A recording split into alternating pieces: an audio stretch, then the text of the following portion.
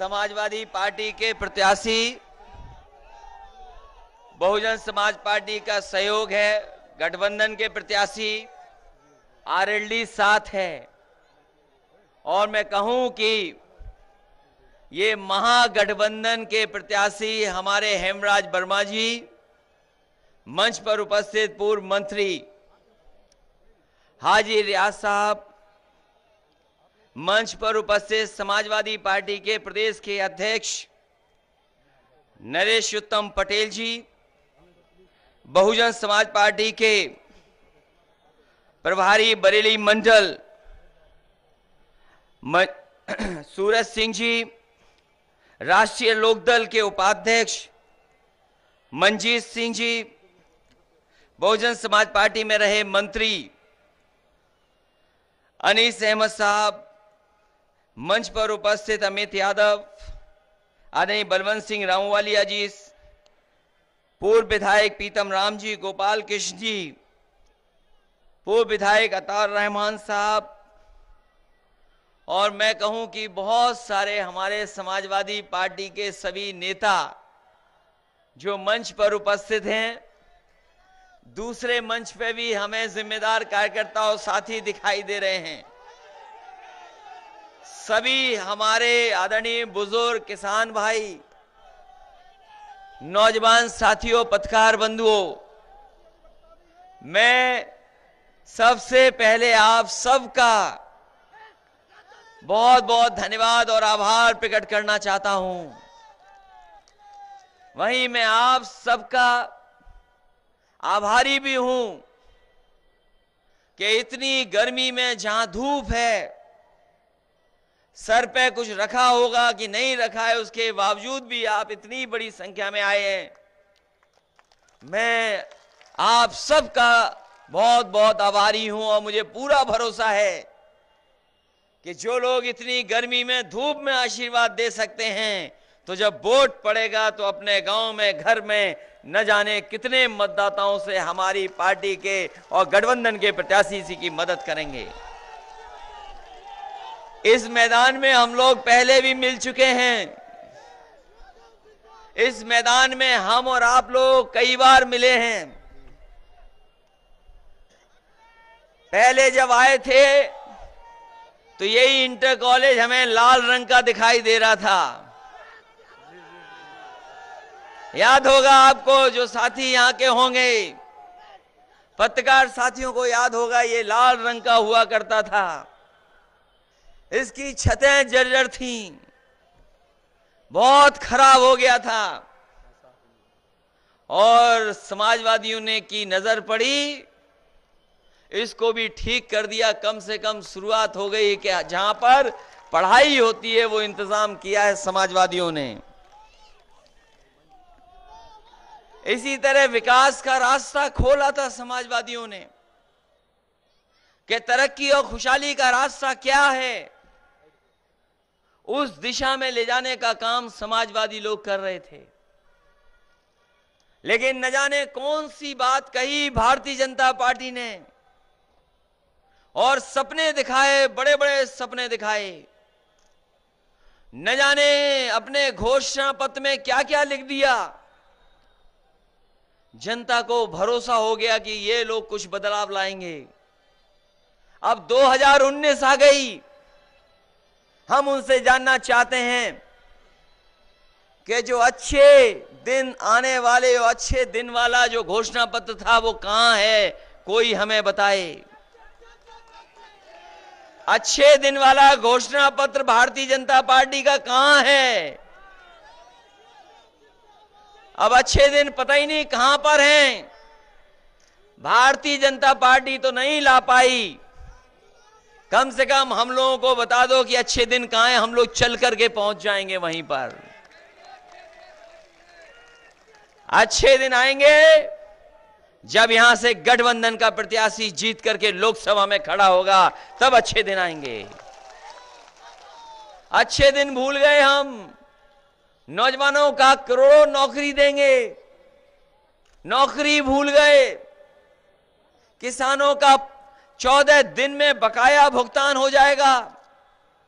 हमारे किसान भाई हैं, यहां पर उपस्थित होंगे, बताओ अभी भी बकाया है चीनी मिलों का, नहीं दे पाए पैसा सरकार के लोग और प्राइवेट मिल अभी भी पड़ा हुआ है, नहीं दे पा रहे ये लोग।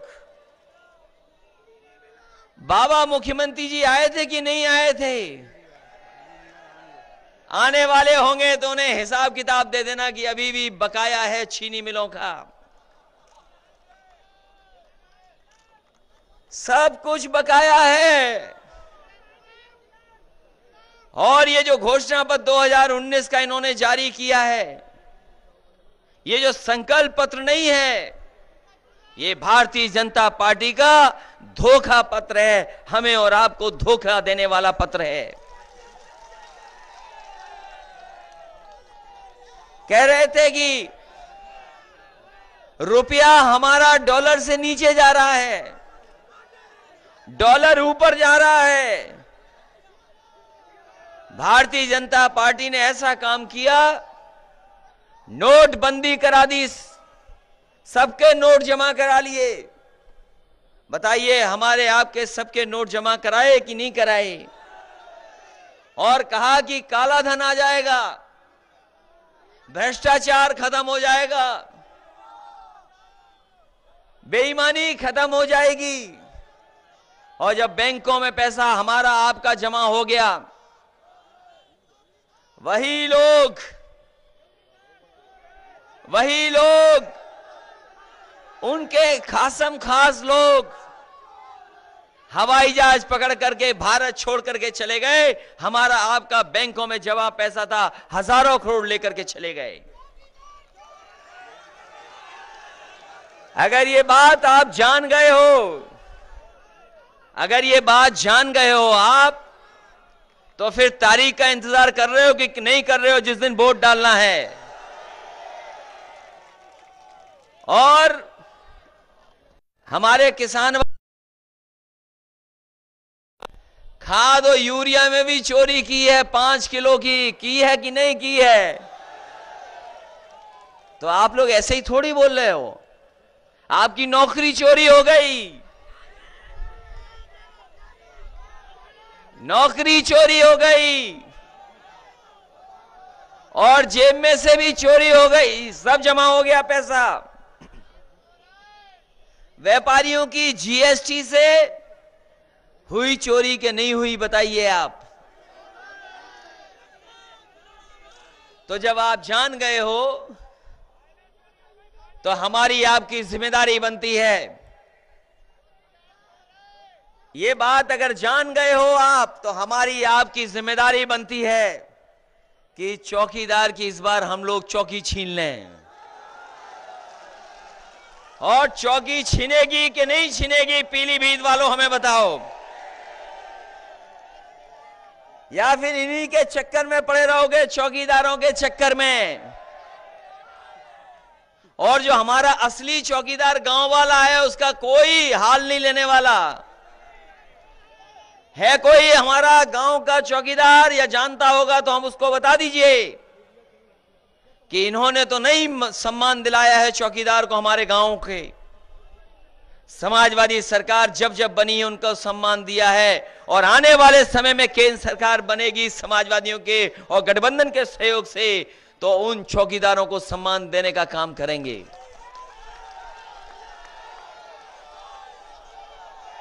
इसलिए पहले वो चाय वाला बन के आए थे,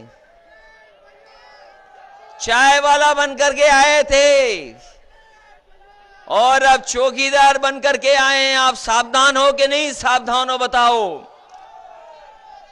कहीं ऐसा तो नहीं बीजेपी वाले चाय वाला बदल गया तो चाय पीने लगो आप लोग?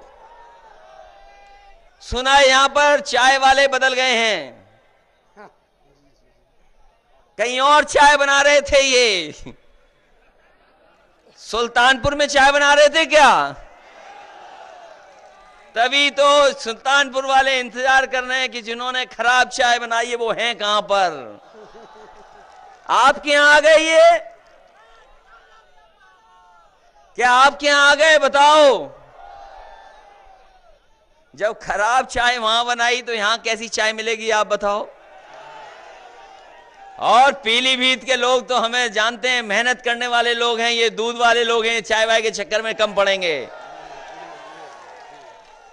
खैर आप ना बोलो, लेकिन हम तो बोल सकते हैं। दूध वाले बताओ अपने आप को कि नहीं बोल सकते? तो बताइए, रिजेक्टेड माल को आप पसंद करोगे कैसे? पीलीभीत के लोग हो, बताओ आप।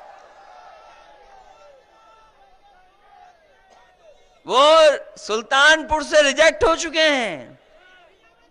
रिजेक्ट हुए कि नहीं हुए? रिजेक्ट। और फिर हिसाब किताब भी तो होगा कोई। मैं आपसे कहना चाहता हूं, हम भारतीय जनता पार्टी की भाषा इस्तेमाल नहीं कर सकते।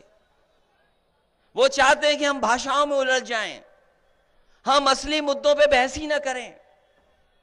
वो चाहते हैं कि अगर उन्होंने कुछ कहा है तो उसका जवाब हम दें। हम ऐसा नहीं करेंगे। हम उनसे हिसाब किताब किसानों की खुशहाली का मांगेंगे और नौजवानों की बेरोजगारी का मांगेंगे। हम उनकी बहस में नहीं फंसने वाले। बताइए, 2000 रुपए देना चाहते हैं 6000 किसान को। हमारे किसान भाई हैं, सिख समाज के लोग हैं, मेहनती किसान लोग हैं। इन्हें 2000 रुपए 6000 रुपए चाहिए क्या? इन्हें सस्ती खाद, इनकी फसल की सही कीमत मिलनी चाहिए, ये चाहते हैं ये लोग। ये मेहनत करके कमा सकते हैं। आपने वादा किया था कि हम 1.5 गुना मुनाफा देंगे और आय 2 गुनी कर देंगे। यहां के किसान पूछना चाहते हैं, बताओ कौन सी फसल का आप 1.5 गुना हमें दे रहे हो? ये आलू, याद कीजिए, ये बाबा मुख्यमंत्री जब मुख्यमंत्री बने थे, इन्होंने कहा हम आलू खरीद लेंगे। बताओ पीलीभीत के भाइयों, किसी का आलू खरीदा उन्होंने? अब धान में गड़बड़ कर दिया, धान में गड़बड़ कर दिया। और जहां जा रहे हैं हमारे ये बाबा मुख्यमंत्री जी, जहां बाबा मुख्यमंत्री जी जा रहे हैं, वो कह रहे हैं हमने देश में 9 करोड़ शौचालय बनाए हैं। जहां जा रहे हैं वहीं कह रहे हैं, अखबार पढ़ लो, बोलो पत्रकार साथियों, यही कह रहे हैं कि नहीं कह रहे? ये कह रहे हैं कि 9 करोड़ हमने शौचालय बनाए हैं। हम उनसे जानना चाहते हैं कि बताओ, 9 करोड़ शौचालय तो बना दिए आपने, लेकिन उसमें मग्गे में पानी तो दिया ही नहीं, तो शौचालय जाएगा कौन? कैसे जाएगा? बताओ हमें। हमारे कमाल के बाबा मुख्यमंत्री जी हैं, कह रहे शौचालय जाइए लेकिन मग्गा मत ले जाइए। क्या संभव है ये? भारतीय जनता पार्टी की बात शौचालय से शुरू होती है और शौचालय पे खत्म हो जाती है। कांग्रेस 1 गड्ढे का शौचालय बना रही थी, भारतीय जनता पार्टी 2 गड्ढे का शौचालय बना रही थी। और न कांग्रेस ने पानी दिया शौचालय में और न भारतीय जनता पार्टी ने पानी दिया शौचालय में। बताओ, ये हालात पैदा कर दिए। इसलिए समाजवादी लोग कहते हैं कि हमारे गरीबों को संपन्न बना दो, पढ़ा लिखा बना दो, अपने आप शौचालय बना लेंगे, आपकी जरूरत नहीं पड़ेगी। इन्हें संपन्न बनाओ, इन्हें पढ़ा लिखा बनाओ, अपने आप घर भी बना लेंगे और शौचालय भी बना लेंगे। समाजवादियों ने लोही आवास देना शुरू कर दिया था। लोही आवास 3,05,000 का पेंशन दे रहे थे, 500 रुपया महीना। इस सरकार ने रोक लिया। बाबा मुख्यमंत्री जी ने खत्म कर दी वो योजनाएं।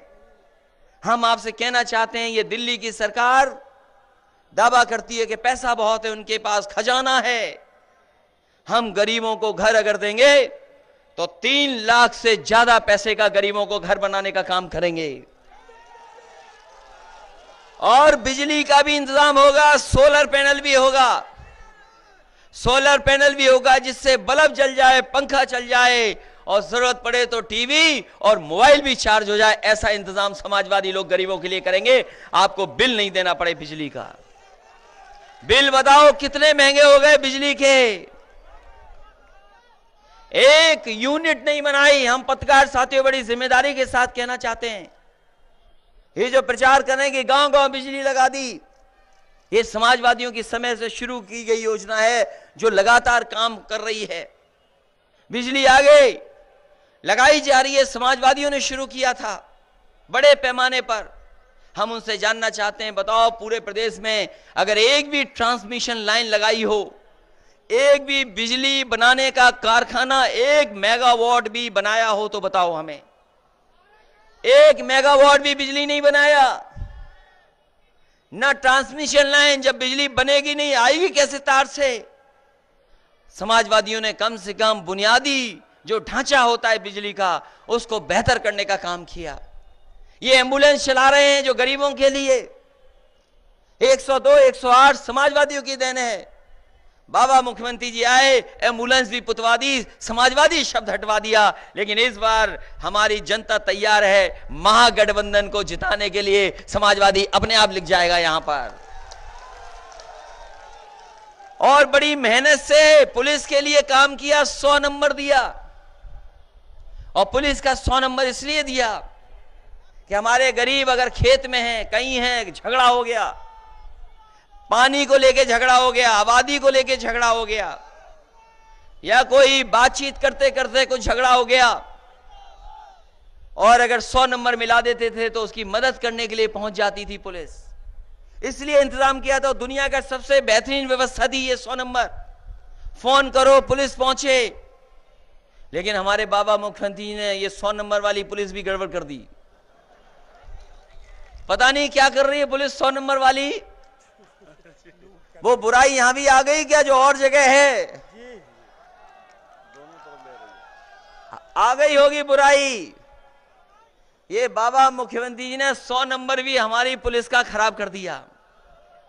अभी जब हम चले जाएं तो पुलिस के जो अधिकारी उनसे पूछेगा सबसे ज्यादा प्रमोशन किस पार्टी ने दिया, सबसे ज्यादा पुलिस को गाड़ियां किसने दी, और दुनिया की सबसे बेहतरीन व्यवस्था 100 नंबर किसने दी, ये पुलिस के लोगों से पूछना। और आसान भर्ती कर दी। अब ये आसान भर्ती इसलिए कर दी क्योंकि नौजवान नौकरी चाहता है, रोजगार चाहता है। इसलिए ये एक नहीं, तुम्हारे जैसे न जाने कितने होंगे बेचारे नौजवान। तुम तो अपना दुख चिल्ला भी रहे हो यहां पर, तुम तो अपना दुख चिल्ला भी रहे हो। तमाम नौजवानों के सपने मार दिए भारतीय जनता पार्टी के लोगों ने। नौजवान बोल भी नहीं सकता कि हमें नौकरी चाहिए। इनका भविष्य नहीं खत्म किया है, देश की आने वाली पीढ़ी का भी भविष्य किया है। और बेचारे बेरोजगार रह गए, बेरोजगार बाप बन गए, लेकिन नौकरी नहीं मिली इन लोगों को। ये हालत पैदा कर दी है। इसलिए पुलिस की भर्ती भी आसान की थी समाजवादियों ने, और कहा कि मेरिट ले आओ 10वां 12वें के नंबर और दौड़ के दिखा दो, अपने आप पुलिस में भर्ती हो जाओगे। और समाजवादियों ने कर करके दिखाया। हो सकता है मेरिट वाले एक आध खड़े हो यहां पर, नए सिपाही। कोई मेरिट वाला है क्या? हाथ ऊपर मत करिए, नीचे रखिए, नहीं तो ये तुम्हारे खिलाफ कार्रवाई कर देंगे, फिर बहाल हमें ही करना पड़ेगा। और इसलिए कहा कि इनकी टेंशन खत्म करनी थी, इनकी बेवजह टेंशन थी इन्हें। 2 परीक्षा लिखो तब भर्ती होते थे, फिजिकल टेस्ट, 2 परीक्षाएं लिखनी पड़ती थी। और हमने कहा कि बताओ पुलिस में भर्ती होने के लिए केवल डंडा पकड़ने के लिए 2 परीक्षा लिखोगे? ये 2 परीक्षाएं लिखी जा रही थी डंडा पकड़ने के लिए केवल। हमने कहा कोई परीक्षा नहीं होगी, 10वें 12वें के नंबर और दौड़ के दिखा दो, अपने आप पुलिस भर्ती हो जाएगी। सबसे जल्दी और सबसे आसान पुलिस भर्ती की। इसी तरह दिल्ली में समाजवादी लोग जाएंगे, गठबंधन के लोग जाएंगे, तो वहां भी फौज की चाहे पैरामिलिट्री की इसी तरह हमें करनी पड़े, इंतजाम करेंगे। और अगर ट्रेनिंग देनी हो बेहतर तो ट्रेनिंग आप बेहतर दे दो, अच्छी वर्दी दे दो, अच्छा खाने को दे दो, ये अपने आप अच्छा काम करेंगे। ये व्यवस्था करना चाहते हैं समाजवादी लोग। इसलिए ये पीलीभीत के हमारे तमाम किसान भाई, नौजवान साथियों, आपसे हम विशेष निवेदन करने आए, अपील करने आए हैं। ये जो गठबंधन तैयार हुआ है, आपको सुनाई दे गई होगी वोट की आवाज। वोट की आवाजें पहुंच गई, पहले चरण की कि नहीं पहुंची आपके कानों तक? जैसे कभी कभी बारिश तेज होती है तो कमरे के अंदर सो भी रहे हो तो आवाज सुनाई दे जाती है उनके बूंदों की। पहले चरण के वोट की आवाज आपके कान तक पहुंच गई कि नहीं पहुंच गई? और किस तरीके से वोट बरसा है पहले चरण में, बताओ उसी तरह बरसाओगे वोट पीलीभीत में कि नहीं बरसाओगे आप लोग? ये गठबंधन को कह रहे हैं महामिलावट है, उन्हें समझ में नहीं आ रहा है कि ये किसानों का, गरीबों का, नौजवानों का, ये गरीब जो छूट गए थे उनका गठबंधन है, उन्हें समझ में नहीं आ रहा क्या कहें। ये महामिलावट का नहीं है, ये महापरिवर्तन का गठबंधन है। ये देश को परिवर्तन के रास्ते पे ले जाने का काम करेगा। ये कहते हैं कि नया देश बनाएंगे, नया देश। आपने सुना होगा कि प्रधानमंत्री और बीजेपी के लोग कह रहे हैं कि नया देश बनाएंगे। नया देश भारतीय जनता पार्टी नहीं बना सकती है। नया देश ये गठबंधन बनाएगा, और नया देश तब बनेगा जब ये गठबंधन नया प्रधानमंत्री बनाने का काम करेगा। बीजेपी के लोग नया देश बनाना चाहते हैं, हम महागठबंधन के लोग नया प्रधानमंत्री बनाना चाहते हैं, क्योंकि पुराने प्रधानमंत्री फेल हो चुके हैं। अब तो उन्हें पता लग गया होगा पहले चरण का रिजल्ट भी, और इस वाले चरण में तो सफाया है, बिल्कुल सफाया, कोई सीट नहीं मिलने वाली। बताओ इस चरण में हम मान लें सफाया है कि नहीं सफाया है पीलीभीत वालों? कहीं ये बीजेपी के जो रिजेक्टेड सुल्तानपुर से हैं उनके चक्कर में तो नहीं पड़ जाएगा कोई? अच्छा मंच वाले नहीं बोल रहे, कोई मंच पे तो नहीं चक्कर में पड़ जाएगा? अब नहीं चक्कर चलेगा उनका। इसलिए हम आपसे निवेदन करना चाहती हैं, उलझाएंगे आपको, आपको दूसरे रास्ते पे ले जाएंगे। ये शिक्षा मित्र वाले जानते होंगे, अगर कोई खड़ा होगा या शिक्षा मित्र वाला, इनको समायोजित कर दिया था हमने, इनको नौकरी मिल गई थी। सरकार ने इन्हें भी धोखा दिया, इन्हें पटा लिया था पिछले चुनाव में। ये पिछले चुनाव में उन्हीं के चक्कर में फंस गए ये शिक्षा मित्र वाले लोग। लेकिन इस बार शायद लाठी ज्यादा चली है इनके ऊपर। अब तो नहीं बदलोगे। तुम्हारी पहले भी मदद की थी शिक्षा मित्र वालों, 14-14 साल नौकरी की है, कुछ लोगों ने 20 साल नौकरी की है, और उसके बाद इनके हाथ में कुछ नहीं, इन्हें छीन लिया गया सब कुछ। समाजवादियों ने दिया था। जब समाजवादी सरकार आएगी तो दोबारा आपको वही शिक्षा मित्रों को सम्मान देने का काम समाजवादी लोग करेंगे। बताओ कैसे उलझाया हुआ है। आशा कार्यकर्ता, आंगनवाड़ी, रोजगार सेवक योजना तो दिल्ली की है और प्रदेश सरकार परेशान होती है। इसलिए ये दो तरह की नीतियां नहीं चलेंगी आने वाले समय में, क्योंकि आंगनवाड़ी, आशा कार्यकर्ता, रोजगार सेवक और चौकीदार, ये चौकीदार नाम भी गड़बड़ हो गया, कुछ नया नाम ढूंढना पड़ेगा भाई आपका। बताइए बीजेपी ने हमारे ईमानदार चौकीदारों का भी नाम गड़बड़ करवा दिया। इतनी ईमानदारी और वफादारी से रहते थे, बताओ। तो मैं कह चुका हूं कि जब चौकी छीननी है तो अच्छी वोटों से छीनना, लगे कि हां पीलीभीत के लोगों ने वोट डाल करके कोई चौकी छीनी है। ये कहने को तो सब जान गए हम लोग, इसलिए पीलीभीत के हम लोगों से विशेष निवेदन करने आए हैं। ये नौजवान प्रत्याशी हैं, ये आपके बीच में रहेंगे, काम करेंगे, मदद करेंगे और सुख दुख में भी आपके साथ खड़े दिखाई देंगे। अगर आप खुशहाली चाहते हैं, विकास चाहते हैं, अगर खुशहाली चाहते हैं, विकास चाहते हैं, ये पीलीभीत भी चौड़ी चौड़ी सड़कों से जुड़ जाए। मैं कल गया था बरेली, मैंने कहा कि आपका 7 बार के एमपी बरेली को स्मार्ट सिटी बनाना चाहते थे, स्मार्ट सिटी नहीं बना पाए, जाम से फंसा दिया शहर, और उन्होंने ऐसा स्मार्ट बनाया है कि सड़कों पर भैंसें घूम रही हैं। अब स्मार्ट सिटी उसी को मानना पड़ेगा। बरेली को जोड़ा है। बहेड़ी वाले जानते होंगे, ये विधायक जी बैठे हैं, बहेड़ी जाने में न जाने कितना टाइम लगता था, और सीधी सड़क जोड़ दी बहेड़ी 4 लेन। बरेली से बहेड़ी 4 लेन बना दी, बरेली से बदायूं 4 लेन बना दी, बरेली का बाईपास भी बना दिया। और हमें मौका मिल जाता तो आपका बरेली से पीलीभीत और पीलीभीत से लखीमपुर भी आपको 4 लेन सड़क से जोड़ देते, जोड़ देते हैं हम लोग, क्योंकि उधर सीतापुर से लखीमपुर तक तो 4 लेन बना दी थी, आपके दुधवा तक की भी बना दी थी। मैंने अधिकारियों से कहा कि बताओ, फॉरेस्ट के बीच से अगर निकल जाएंगे और सड़क अच्छी बन जाएगी तो लोग जल्दी जा सकेंगे, आपको भी मौका मिल जाएगा सुरक्षा करने का और अपना जंगल बचाने का भी, क्योंकि हम जानते हैं जंगल में यहां पर सबसे ज्यादा अगर कोई जान जाती है किसान की, खेत काम कर रहा होगा या कोई निकल गया जंगल में, तो पता लगा टाइगर ने उसे खा लिया, टाइगर ने थपेड़ा मार दिया। सबसे ज्यादा जान अगर गरीब की कहीं जा रही है तो यही इलाका है पीलीभीत और लखीमपुर, जहां पर टाइगर आकर के जान ले लेता है। मदद करने का काम अगर किसी ने शुरू किया था उस समय भी तो समाजवादियों ने। और सुरक्षित रहे आम लोग, सुरक्षित रहे आम लोग।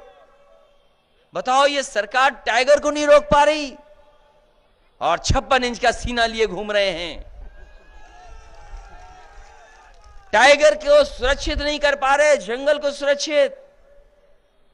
हमने तो इटावा में लाइन सफारी बना दी, जहां पर लाइन ले आए, कभी डकैत हुआ करते थे, अब वहां पर शेर हैं और शेर के साथ साथ शेर के बच्चे भी पैदा कर दिए। ये समाजवादियों ने अपनी सरकार में करके दिखा दिया, और ऐसी बाउंड्री बनाई है कि शेर बाहर नहीं जा सकता। दुनिया में आज चीजें मौजूद हैं, पैसा है, इस विभाग के पास तो हजारों करोड़ रुपया है, वन विभाग के पास, जितना चाहे संरक्षण कर लें, सुरक्षा दे दें। हमारे पीलीभीत के लोग भी जानते होंगे कि जंगल विभाग पे सबसे ज्यादा पैसा है, और जंगल विभाग के अधिकारियों से पूछना, जंगल के लिए सबसे ज्यादा काम किसी ने किया था तो समाजवादी लोगों ने और समाजवादी सरकार ने काम करके दिखाया था। जहां जंगल को बचाया और हमारे आम लोग भी सुरक्षित रहें, और अगर घटना हो जाए तो मदद करने का काम भी समाजवादी सरकार में हो रहा था। उनकी गरीबों की सब छीन लिया इन्होंने, फ्लाईओवर भी बन गया, और भी काम होते सब रोक दिया। लैपटॉप भी बच्चों को बांट दिया था समाजवादियों ने। इन्होंने कहा कि हम भेदभाव करते हैं अपने लैपटॉप बांटने में, हम जाति और धर्म के आधार पर लैपटॉप देते हैं। इन्होंने भी अपने संकल्प पत्र में लिखा था। बताओ, किसी भी नौजवान को उन्होंने दिया हो लैपटॉप तो बता दो हमें। हम पे आरोप लगाया, समाजवादियों को बदनाम किया, और बाबा मुख्यमंत्री ने किसी को लैपटॉप नहीं दिया। और वो लैपटॉप देते कैसे? क्योंकि वो चलाना ही खुद नहीं जानते। और बताओ समाजवादी साथियों, जो समाजवादी सरकार में लैपटॉप बटे होंगे वो अभी भी चल रहे होंगे। बताओ चल रहे कि नहीं चल रहे? जिस मोहल्ले जिस गांव में पहुंचा होगा अभी भी चल रहा होगा। और जब बटन दबाते होंगे ऑन करने के लिए नौजवान जानते होंगे तो नेताजी की और हमारी तस्वीर ही देखते होंगे आप। हम तो बाबा जी से कहते हैं कि भाई हमारी तस्वीर खराब लग रही थी, अपनी तस्वीर लगवा लेते, आप भी तो अच्छे दिखते हो। इसलिए कम से कम मदद तो करते लोगों की। गरीब महिलाओं को हम समाजवादी पेंशन देने लगे थे, बिना भेदभाव के आबादी के हिसाब से दे रहे थे। जो जितनी आबादी का है उस हिसाब से दे रहे थे पेंशन।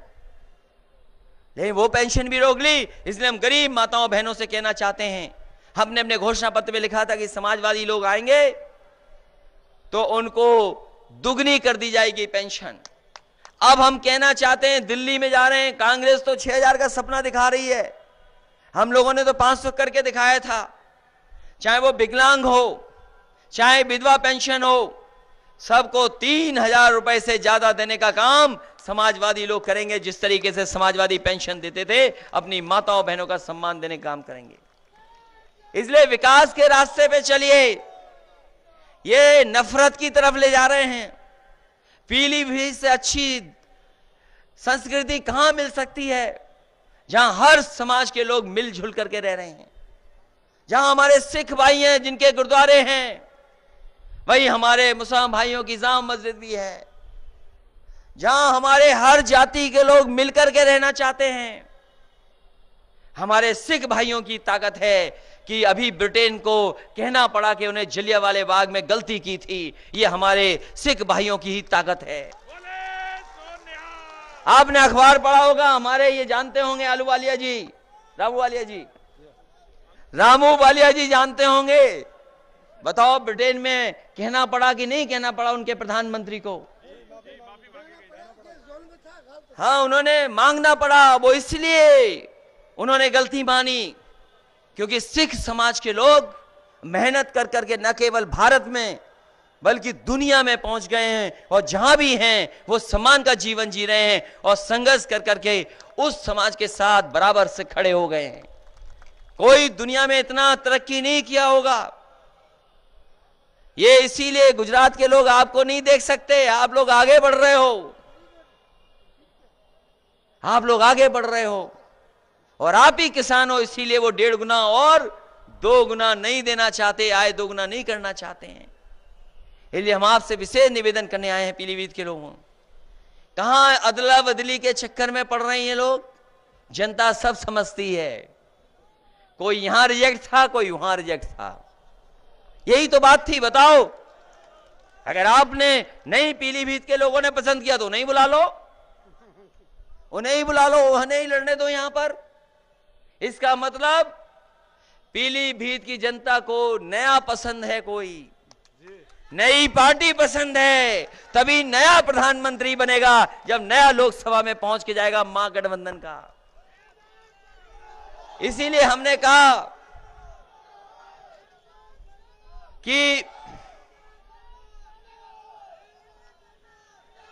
इसीलिए मैंने कहा आपसे कि नया कोई जीतेगा तभी नया भारत बनेगा, तभी नया प्रधानमंत्री बनेगा। और महागठबंधन के बाद तो उनको समझ में नहीं आ रहा है। ये वही लोग हैं जो कहते थे गन्ना क्यों पैदा कर दिया आपने, गन्ना क्यों बो रहे हो आप। क्या यही बात तो कही गई थी? बताओ बताओ, जो कीमत नहीं दे पा रहे वो कह रहे कि गन्ना कैसे बो, क्यों गन्ना बो रहे हो आप, सबको शुगर हो जाएगी। और इन्हीं से सीख करके हमारे बाबा मुख्यमंत्री जी भी कह रहे थे कि ज्यादा गन्ना बोगे तो ज्यादा शुगर हो जाएगी। और फिर हमारे मुख्यमंत्री जी का सामान्य ज्ञान तो इतना अच्छा है कि कुछ लोगों ने शिकायत की कि बंदर बहुत हैं, उन्होंने कहा कि हनुमान चालीसा पढ़ दो, अपने आप बंदर चले जाएंगे। बताओ, यही कहा था कि नहीं कहा था? और ये लोग जो जातियां बता रहे थे भगवानों की, इस बार भगवान भी इनसे नाराज है, इनको सबक सिखाने जा रहा है भगवान भी इस बार इनको। कितना धोखा दोगे आप, धोखा पे धोखा दे रहे हो। इसलिए राजनीति में ये परिवर्तन के मौके बार बार नहीं मिलते हैं। कब मिलेगा परिवर्तन का मौका? यही मौका है। और इस बार चूक गए तो 5 साल बाद मौका मिलेगा आपको, 5 साल बाद। 5 साल का हिसाब किताब मांगिए इनसे कि क्या है तुम्हारा हिसाब किताब। कोई हिसाब किताब नहीं दे रहे हैं और हमें आपको उलझा रहे हैं, कभी पाकिस्तान को लेकर के, कभी कोई मामला लेकर के। जिस तरीके से अंग्रेजों ने बांटा था हमें और आपको और कई 100 वर्ष राज करते रहे, ये भारतीय जनता पार्टी के लोग भी हमें धर्म और जात में बांट करके राज करना चाहते हैं। इसीलिए ये सामाजिक न्याय का गठबंधन है, गरीबों का है, किसानों का है और ये विचारों का संगम है। यही देश में परिवर्तन लाएगा और संविधान को बचाएगा और संविधान से मिले हुए हमें अधिकारों को और हक को दिलाने का काम करेगा। बताओ, हम यहां के रहने वाले लोग हमें दूसरी नजर से देखते हैं। सबने मिलकर के आजादी दिलाई और भारतीय जनता पार्टी की नजर में भेदभाव है। कभी धर्मों का भेदभाव, कभी जातियों का भेदभाव, ये नफरत की जो दीवार बनी है, इस चुनाव में ये नफरत की दीवार को गिराने का काम ये महागठबंधन करेगा। इसलिए हम आपसे विशेष निवेदन करना चाहते हैं, ये गर्मी में चुनाव करा रहे हैं ये लोग, ये चुनाव 1 महीना पहले भी हो सकता था, ये 1 महीना पहले भी चुनाव हो सकता था यहां पर, लेकिन प्रधानमंत्री मुख्यमंत्री शिलान्यास का शिलान्यास कर रहे थे, उद्घाटन का उद्घाटन कर रहे थे, रंग बदल रहे थे, नाम बदल रहे थे, इसलिए 1 महीना लेट चुनाव कराया है। इधर पीलीभीत के लोगों से हम कहना चाहते हैं, किसान भाइयों से, कि जहां धोखा दिया इन्होंने नौजवानों को, रोजगार की चोरी की, वहीं जो गर्मियों में हमें और आपको तकलीफ दे रहे हैं, इसकी भी सजा देने का काम इनको करना। कि बताइए, सजा 1 महीने पहले जो चुनाव हो सकता था, 1 महीने आगे बढ़ा दिया इन्होंने। इसलिए आप सबको विशेष निवेदन करता हुआ, अपील करता हुआ, इस भरोसे के साथ कि जब मतदान होगा तो हमारे हेमराज जी ऐतिहासिक वोटों से जीत करके जाएंगे। इसलिए जहां समाजवादी पार्टी मदद कर रही है, वहीं बहुजन समाज पार्टी के लोग भी आपके साथ खड़े हैं, आरएलडी भी खड़ी है पूरी की पूरी, और पहले ही चरण में आपके सब नेता जीत रहे हैं कि नहीं जीत रहे हैं? आरएलडी वाले बताओ, आप जान गए होंगे, आरएलडी वाला भी जीत रहे हैं साहब, हैंडपंप वाले भी सब जीत गए, और जितना वोट पड़ा है उससे बौखला गए हैं। इसलिए अपने हम हेमराज जी से कहेंगे कि चुनाव के बाद असली फटीचर पता लगेगा कौन है फटीचर।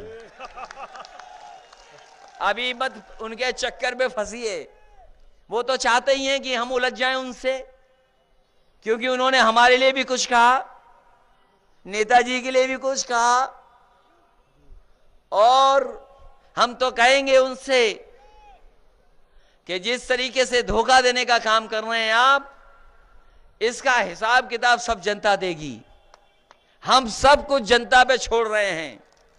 अगर किसान का भला किया हो इन्होंने, नौजवान की नौकरी न चोरी की हो, व्यापारियों की चोरी न की हो, आमदनी में खाद में न चोरी की हो, शौचालय बना दिए बिना पानी के, बिजली की महंगी कर दी, और जिस तरीके से नफरत फैलाई है बीजेपी के लोगों ने, कितने दिन जेल में रहे थे ये जब नफरत फैलाई थी,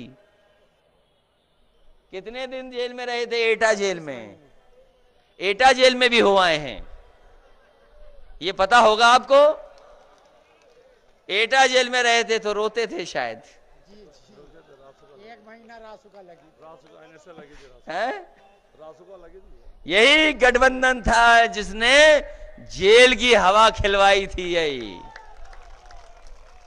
और इस बार वोट नहीं मिलेगा, जब खाली डब्बा रहेगा वोट का तब कहां जाओगे? इसलिए वापस इन्हें दिल्ली भेज दो, इन्हें लोकसभा में ऐतिहासिक वोट देकर के भेज दो। यही निवेदन करने आया, इस उम्मीद इस भरोसे के साथ कि खुशहाली के साथ आप रहेंगे, प्यार मोहब्बत के साथ रहेंगे, जो नफरत मिटाना चाहते हैं, जो सामाजिक न्याय दिलाना चाहते हैं, उनके साथ नौजवान खड़े होंगे। नया देश, नया भारत तभी बन सकता है जब देश में नया प्रधानमंत्री हो, नई सोच का हो, नई तरक्की के रास्ते पे ले जाने वाला हो। हमें भरोसा है कि आप साइकिल की मदद करेंगे, एक एक वोट साइकिल पे डाल करके ऐतिहासिक वोटों से जिताने का काम करेंगे। बहुत बहुत धन्यवाद, बहुत बहुत बधाई। दूर से ही दिख गए हो, तुम कादरी साहब हो, बहुत धन्यवाद।